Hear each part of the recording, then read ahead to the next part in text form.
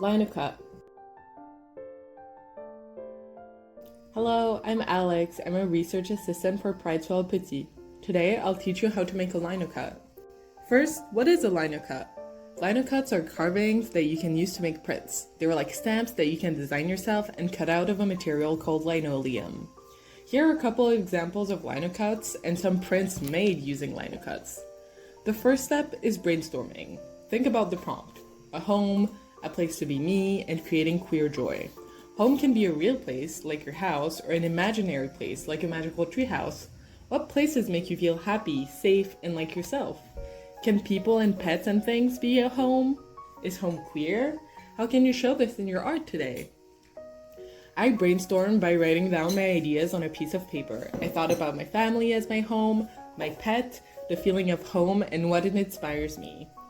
Then, it's time for step 2, create and sketch your design. Since we're making a stamp, we need to make sure we mirror our design before carving, so that the print it makes is not flipped. Make sure to keep that in mind if you include words. Then, we can transfer a design onto our block of lino. Here's a couple tips to prepare your lino for carving.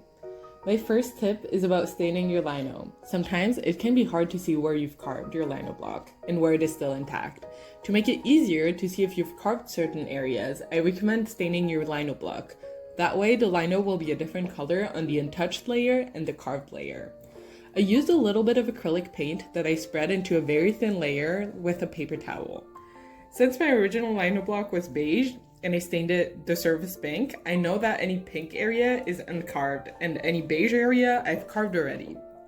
Don't forget to let it dry before the next step. My second tip is about transferring your design to your lino.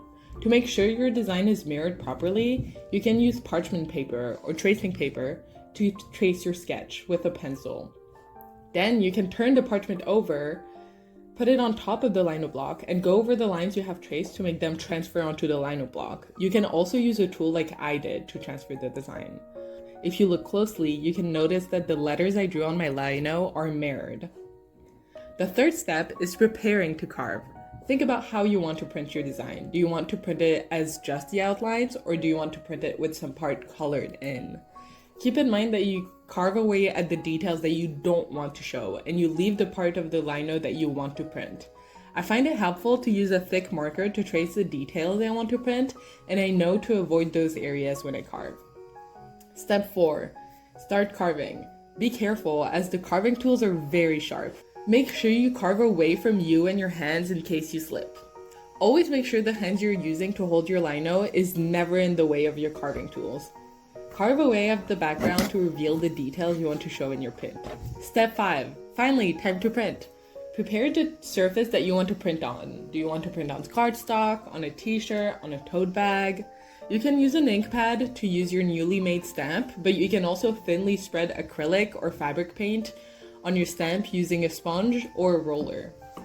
Then, while the ink is still wet, press your print against the surface you want to print on. Make sure to apply pressure on your whole stamp so all the details get transferred. I recommend having test prints on scrap paper so you can get comfortable with the techniques. Then, quickly remove your stamp and let it dry.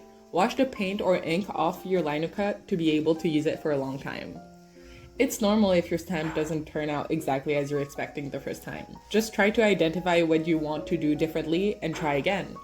When you're feeling ready to share, take pictures of your project and send it at the following email address: casey.burkholder@concordia.ca. Here's the lino cut and liner print that I made. I decided to add a twist on the saying, "Home is where the heart is." I really like soup, and it always makes the house feel warm and cozy when I make some, so I wanted to represent that on my stamp.